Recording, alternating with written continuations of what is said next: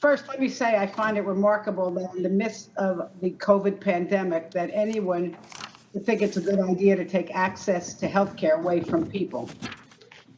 But moving right along, you know, when the world witnessed a police officer putting his knee on George Floyd's neck, causing his death, we were rightfully horrified.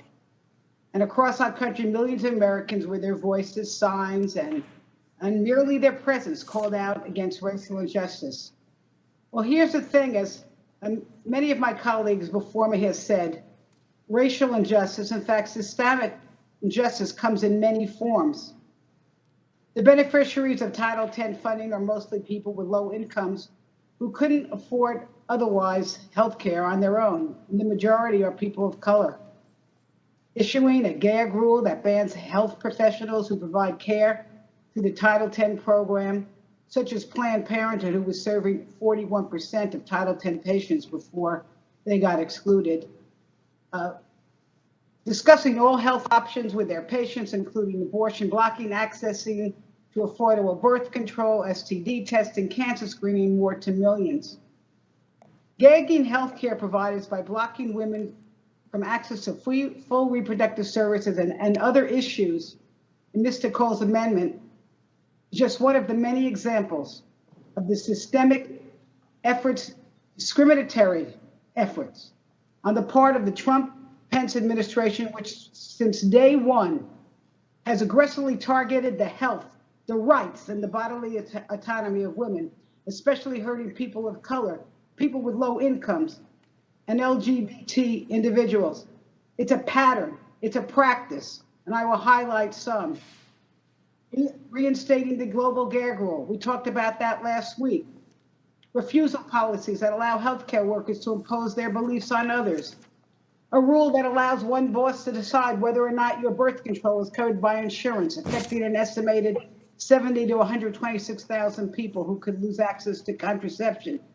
Attempting to repeal the Affordable Care Act, which means taking away the ACA's mandatory health benefits, including maternity coverage and well women exams. Directing the Teenage Pregnancy Prevention Program to a useless abstinence-only program. Nominating more than 200 anti-abortion judges for lifetime appointments. Appointing 2 Supreme Court nominees who, according to Trump, would vote to overturn Roe v. Wade. To allow health care discrimination against LGBT individuals and people who had an abortion. Pushing dignitaries at the UN Commission on the Status of Women to remove references to contraception, abortion, and sex education from the statement laying out global standards for gender equality. Eliminating protections for survivors of sexual assault on college campuses.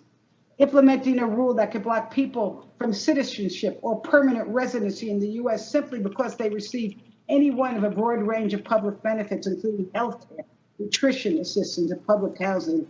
And the ultimate discriminatory action against poor women, the continued support of the Hyde Amendment that bans federal funding for legal abortion. And listen, I'm not even going to get into the sadistic mayhem being caused at the border. So do you get the picture? I'll say it again, Madam Chair. Since day one, the Trump-Pence administration has had their knee on equal access to health care. And I will conclude with this, and I know I speak for many. Women have fought for the right to vote, for equality in education, to get credit in our own name, for access to contraception and safe legal abortion, and we will not go back. Please defeat this very bad amendment, and I yield back.